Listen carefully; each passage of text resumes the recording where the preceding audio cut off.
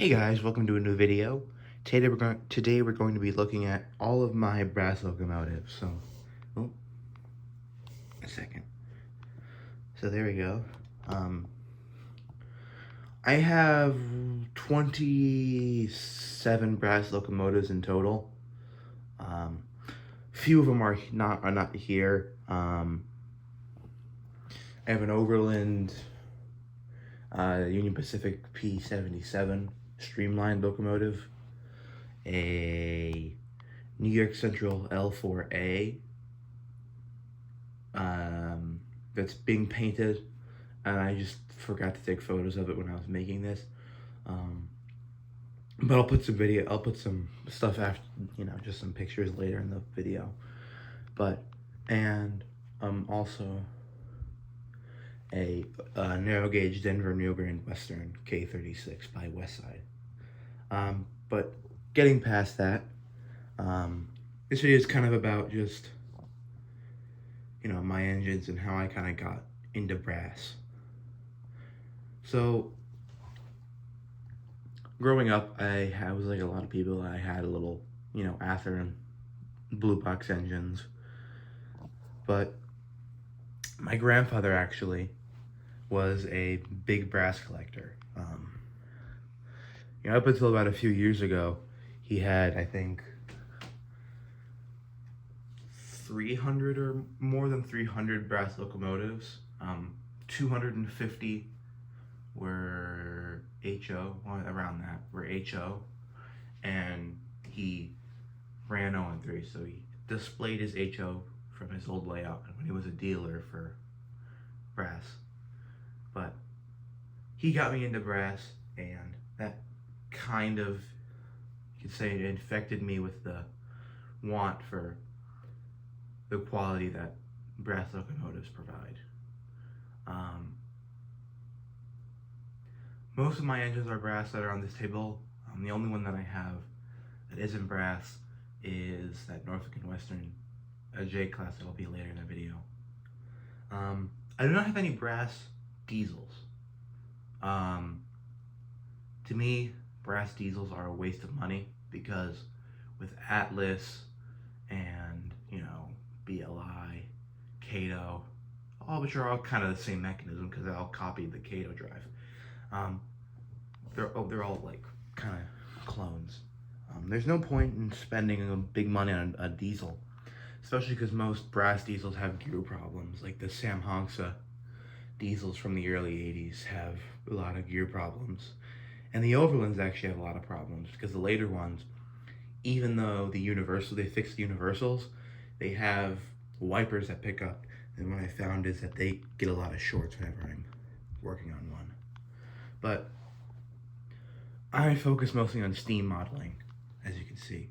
But we'll get to, I'll just cut over to a different camera angle, and we can start, walk you through the locomotives. So this is the first locomotive. This is a Norfolk and Western A-class. This locomotive is a PFM United. And I'm actually kind of confused on what run it is. It looks like it could be a first run or a second run because it could be a super detailed version because it has the back head. But I don't really know. All I know is I like it. It has a very nice paint job. And it runs pretty well. Just need to put a can motor in it. And then we'll be off. And then I can put a decoder in it. Go on to the next one. So here we have the Norfolk and Western J class. This is my only plastic, nice plastic model that is prototypical. This is a BLI, and I got this one for free because someone, didn't want to pay to fix it, so I just took it off their hands. It needed new gears because the gears had cracked and it didn't work, and the decoder was malfunctioning. This is like kind of like the the shiny finish, which I think looks really good. This runs great now. It has a Tsunami 2 decoder. I mostly use Tsunamis for my engines because I can get them, I know where to get them, and I can get them for a pretty good price. You know, less than 115 bucks, which is nice. So now we'll move on to the next one. So here we have a Westside 3-truck Shay. This is painted very nicely. This is made by Nakamura. And I believe this is like 1978 or 1979. And it's a very late Shay. And it pulls very well because this has the Nakamura coreless drive. Like the big, you know, the really long motor. I mean, it's not that long. It's probably about that long. Which for an HO motor is very good. And it's very torquey. And I think I pulled 30 cars with this before it started spinning. Which for a Shay, being able to pull 30 standard gauge cars, you know, 40-foot box cars, very good. Moving on. So right here we have a Akane New York, USRA 080. I was gonna say New York Central because that's what it is to me right now. It's New York Central 080. I'm trying to find a clear vision tender, but right now I'm just debating on whether or not to invest money into this or just wait to find, an MTS Imports, which is a much later, better running engine. This has a CAN motor, and I just put a mobile decoder in it, non-sound. And this is a very good switcher. Pulls pretty well, and very well detailed. Hey guys, so here is the next locomotive. This is my New York Central J3A Hudson. This is a Westside Hudson. I just finished painting this. I finished painting this about a month and a half ago. And I think the paint turned out pretty well. I don't know what that is. Let's look at that later. But this Hudson is a beautiful locomotive. The microcast Mizuno Hudsons are great value for money. As you can already kind of see, there's a little bit of chipping around the edge of the nickel silver wheel treads, and that usually happens because I don't want to use self-etching primer because it smells absolutely awful. And but the paint stuck on pretty well. I tried using a new kind of smoke box color on this. I wasn't super happy. It's a little too matte for me, but not bad enough for me to go back and fix it. Still works perfectly fine. I put a Tsunami 2 decoder in this, and it runs beautifully. So here's another Westside microcast Mizuno Hudson, and this is another great running engine. This in particular is a J3A, early with the J1E tender. Sorry for my voice if it's a little raspy, or I'm just getting some allergies right now. So this locomotive, this is the Craftsman series. Both of the New York Central Hudsons are. And this has a Tsunami 2 decoder. And this runs very well. I did some tuning on it recently, and I just got it to run perfectly. The mechanism on this is, rivals, other, like, Overland and stuff by Agen. I don't know how to pronounce it. That's better for this locomotive. We'll move on to the next one. So here's another locomotive. This one I like. This is a New York Central H10B. I have a different angle because, like all that detail. Let's see if I can get focus. You can see all that detail I know the paint on this is pretty bad, but I'll be redoing it eventually. This has a new gearbox just because the old one, the worm gear had worn down and was not working. So I put a Northwest Shortline double idler gearbox in there, and this runs mint. I just need to work on the pickups. That's about it for this one. This one is a PFM ski. So there's like a crown locomotive. So here's the next locomotive. Oh, before I forget, I'm all 3 railroads with other railroads kind of mixed in. I model Pennsylvania Railroad, New York Central, and C&O. But I have a lot of other little railroads that kind of mix in, just because I like the engine. Or there's a special meaning to it. But this is a precision scale K4. This runs beautifully. This has a Tsunami 2 decoder, and this was actually painted by my grandpa about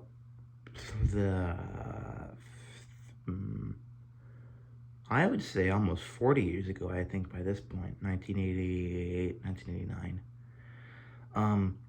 But this locomotive was run by my grandfather because this had PFM sound. My grandpa used to not do a lot of operating with ASHO, and so he ran PFM sound. And this is his paint job. He actually taught me how to paint, so that's where I learned how to paint that New York Central Hudson right there. So it's better for this, and we'll move on to the next Pennsylvania locomotive. Hey guys, so we have the Pennsylvania I-1 Decapod here. This is a PFM model. As you can see, this has that same smoke box color, but this is Brunswick green. This is a really nice color. The one problem is, a lot of people are very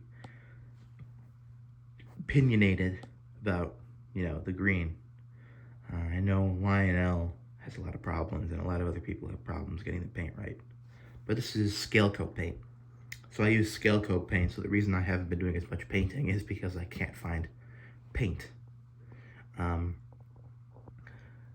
I'll probably try True Color soon, just to see how that sticks, but enough about that. This locomotive, probably one of my most run locomotives, but next to the Hudson, the painted one. This has a massive Sagami can motor, and whoever had this before me, this thing weighs almost 2 pounds, just the locomotive. So, on my old layout, I pulled 55 cars without slipping. So, this thing's got some power. Almost as powerful as a real I-1. So, we'll move on to the next one. Here we have a L1. There's a little paint chip there, but okay, I'll fix that up. Here's another engine that I got. This is the high grade. So what that means is pretty much it's got some extra wiring for the bell, and it's got a little flap there. It's got sound holes.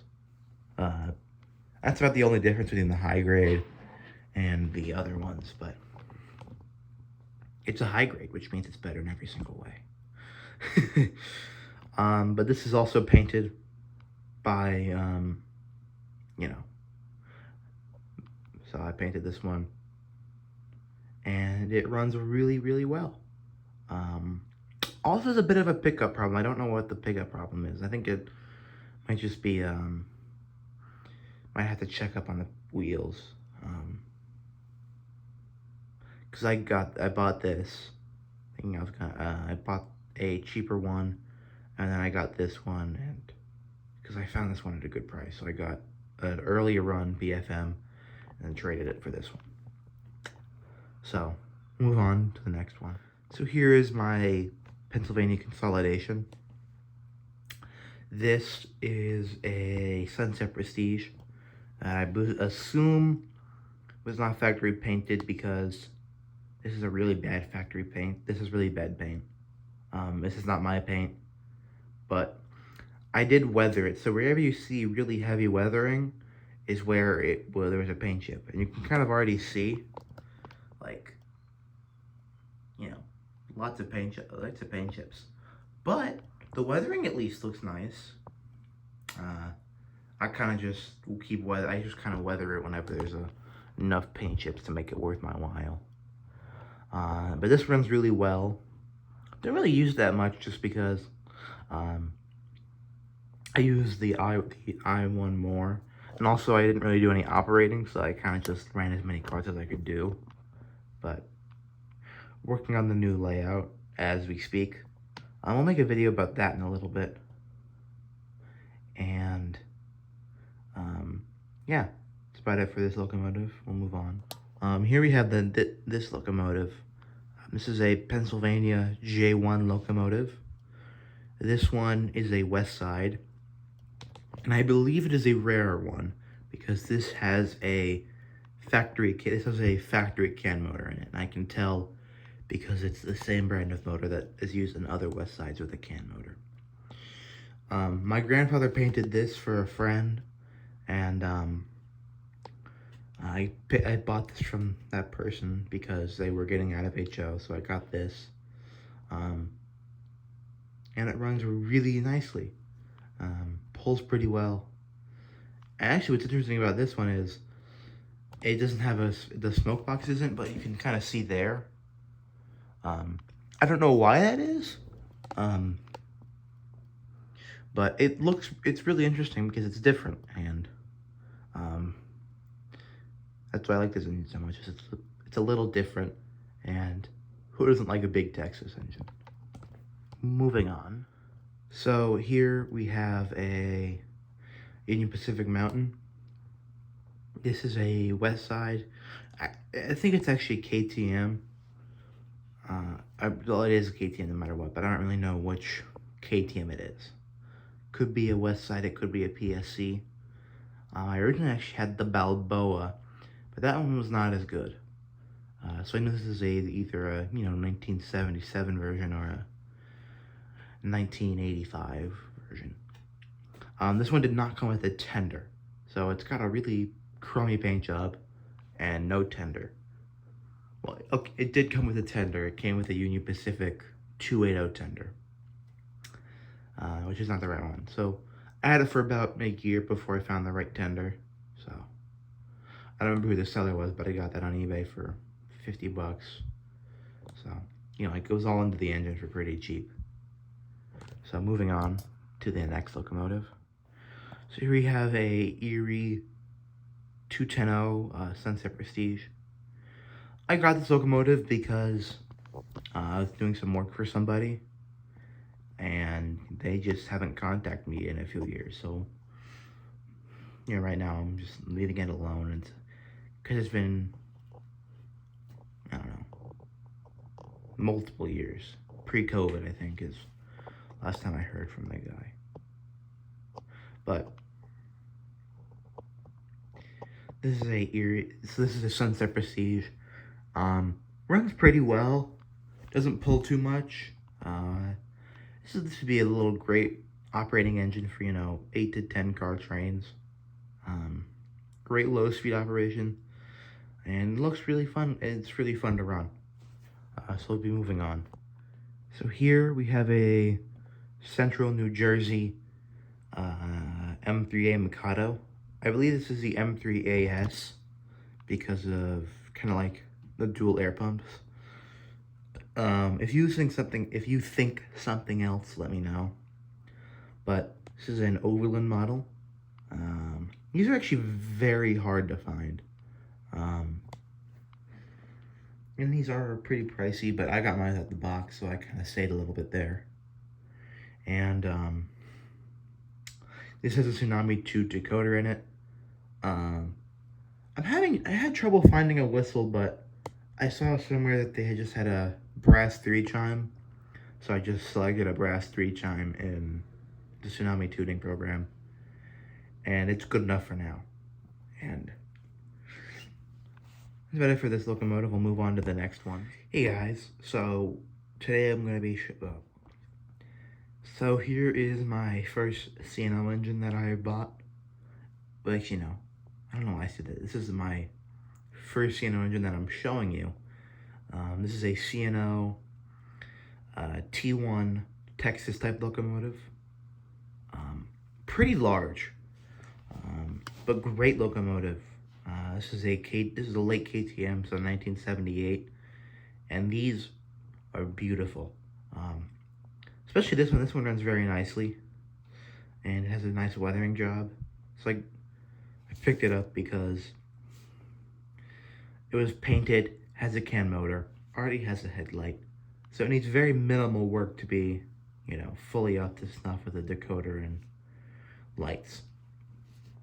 So that's why I got it, and it runs really well, pulls very well, and what the most surprising thing is, this can go around 24-inch radii, yeah, which for a Texas locomotive is very good. My identical Pennsylvania one that I showed you earlier cannot go around it. Even though these are identical, and prototypical, that just kind of shows you that, every single brass locomotive is different. I did not paint this one. I just did some weathering to it. But whoever painted this did a really good job. Should actually be able to show you. But someone put a lot of time in, because they painted the dials in there. Which I might go back and do on some of my locomotives, just as something to do, like a 25-30 minute project. So we'll move on to the next one. So here is probably my, I would say, best running locomotive. Oops, sorry, did I get it unstuck from my shirt? This is my best running locomotive. This is a PFM CNO K3. This is a beautifully running engine, it runs beautifully. This train is for late 70s, which for most companies is, mediocre, but for 1978, United, the builder who built this, at that time, they built beautiful things. This is one of them, and it just runs immaculately.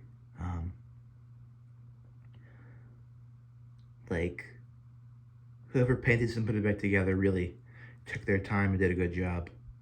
I didn't paint this, but whoever did it painted a really good job. I actually got a bunch of these from the same, I got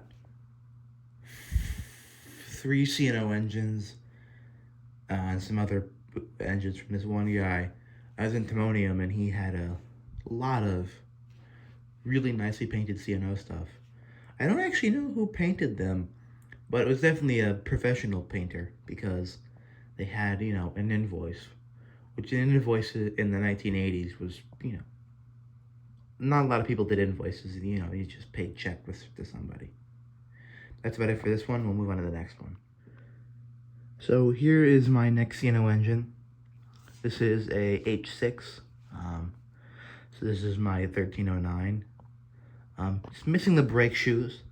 I don't know how those got broken off, but I assume this was stored in a non-climate controlled temperature environment, and the brake shoes got stiff, and then with shipping and handling, people handling the locomotive, it broke. But this one runs really well. Ran in very well. And for an earlier CNO H6, very smooth. It is a little noisy, but, the sound couldn't just be turned up to cover up that. And it pulls very well, just like most PFMs. Hey guys, so here's the next one. This is my PFM CNO K4, also known as the Kana. Some people say Kanawa, some people say Kana, but I don't really know. I just said it both ways so I can please everybody. This is an earlier run, but still very nice. It is missing a step right there. I do have it, I just haven't put it back on because, you know, I have to paint a CNO engine for someone else, so I'll fix that when I paint it, when I go around to get around to painting that one. This is a really nice engine. You know, you can see it's kind of a normal engine. What's missing a screw there? But this has a Tsunami 2 decoder, and it has a really slow motor because a lot of these earlier PFMs have a very narrow room to put a motor. So as you can see there, it's pretty narrow because they never designed these to have CAN motors. You know, this was 1972. A CAN motor was something brand new. But it's better for this locomotive. We'll move on to the next one. Hey guys, here's the next locomotive. This is my C&O H7. Really long locomotive, but very short. This is a custom brass model, Gome. And this actually did not come with a roof, so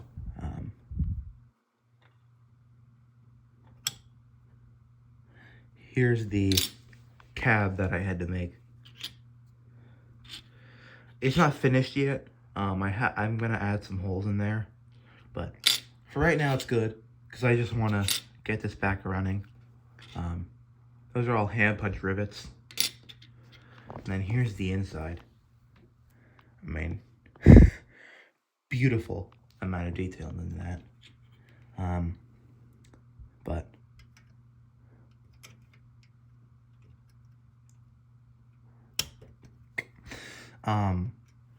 But I saw one of these on brass trains they're asking $1,300 for it without the roof. And that's kind of crazy to me because that's not an easy thing to do. And very few people can do it. Not to toot my own horn, but I'm tooting my own horn. And this is another engine that I got alongside of my K3. And this one also runs mint. I put a tan can motor in it, which is very torquey for how that motor ends, but this one runs at a good speed and also pulls very well. I just love how this looks, you know, from the front. I mean, looks beautiful. And it has that long Vanderbilt in there. This is just a really good overall nice looking model. So we'll move on to the next one. So here we have my PFM C&O J3A. This is a 484 locomotive built by Lima, as you can see on that builder's plate. But this locomotive is a work of art. I'm debating on painting it because this locomotive, at this point, the only reason that people have these is because they're collector's items. Not many people run these because, you know, there's newer, better versions of them. Well, newer versions that are factory painted. So I believe that if I paint this, it'll actually decrease in value. So I'm probably actually won't paint it. So I'll just leave it barren. But beautiful engine. I just you can see it's got that PFM back head. And this just runs great. You know, if you ever get a chance to buy a late PFM engine, you know, anything that's in that, I don't know how to describe it, like that checker pattern, like, you know, the textured box with the, you know, where you can see the year on the back, or, you know, the dark purple box, which is what this came in. If you can find those, you know, if we're at a good price and if it's an engine you want, I'd buy it because, you know, they're just perfect, you know. That's about it for this one. I'll move on to the next one. Sorry for the rant. So here we have my Central Vermont M3As.